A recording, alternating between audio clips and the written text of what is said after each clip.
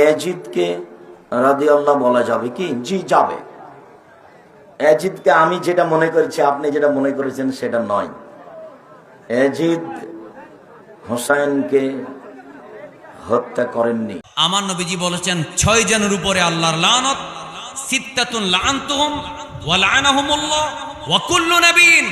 6 জনের উপরে আমি নবীর লানত, আল্লাহর লানত, সমস্ত নবীদের লানত। 1 নাম্বার আয-যায়িদু ফি কিতাবিল্লাহ, আল্লাহর কিতাবে যে হেরফের করে, রদবদল করে, বাড়ায়। 2 ওয়াল মুকাদ্দিবু বিকদারিল্লাহ, আল্লাহর তাকদীরে যে অস্বীকার করে, অবিশ্বাস করে। 3 নাম্বার ওয়াল মুতাসাল্লিতু বিল জাবারুত লিউইজ্জা মান আযাল্লাল্লাহ ওয়া ইউযিল্লা মান আযাল্লাহ, আল্লাহ যাকে সম্মানিত করেছেন তাকে বেইজ্জত করার জন্য, আল্লাহ যাকে বেইজ্জত করেছেন তাকে সম্মানিত করার জন্য যেই ব্যক্তি ক্ষমতার ব্যবহার করে। 4 নাম্বার হলো ওয়াল মুস্তাহিল্লু লিহারামিল্লাহ, আল্লাহর হারাম শরীফকে যে হালাল করে, তার মানে হলো, বলুন মক্কা মদিনার হারাম শরীফের ভিতরে যুদ্ধ বিগ্রহ, মারামারি, কাটাকাটি জায়েজ না হারাম? এইটাকে হালাল করেছে ইয়াজিদ। ইয়াজিদের উপরে কি রহমত নাকি লানত?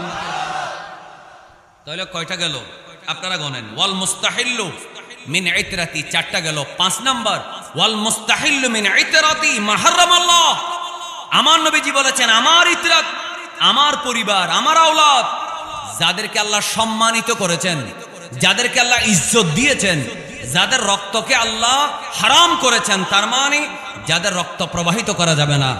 আওয়াজ করে বলুন, আমার নবীর আওলাদের শরীরে আঘাত করার অধিকার কোন মুসলমানের আছে? যাদেরকে নামাজে সালাম দেওয়া হয়, যাদের উপরে নামাজের ভিতরে দুরূদ শরীফ পড়া হয়, ওয়ালা আলে মুহাম্মদ বলে, সেই আওলাদ রাসূলকে যারা হত্যা করেছে, যে ইয়াজিদ হত্যা করেছে যার নির্দেশে, আওয়াজ করে বলুন তার উপরে রহমত না লানত?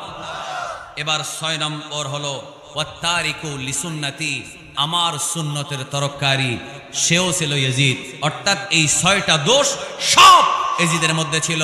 এই জন্য আওয়াজ করে বলুন, কোন নবীর উম্মত, কোন মুসলমান যার মাথা ঠিক আছে, যে পরকালের ভয় আছে, যে বলেছে রদিতু বিল্লাহি রাব্বা ওয়া বিল ইসলামি দীনা ওয়া বিল কুরআনি ইমামা ওয়া বি মুহাম্মাদিন সাল্লাল্লাহু আলাইহি ওয়াসাল্লাম নবিয়্যান ওয়া রাসূলা, সেই ব্যক্তি কখনোই ইয়াজিদকে রাহমাতুল্লাহ আলাইহি বলতে পারে না।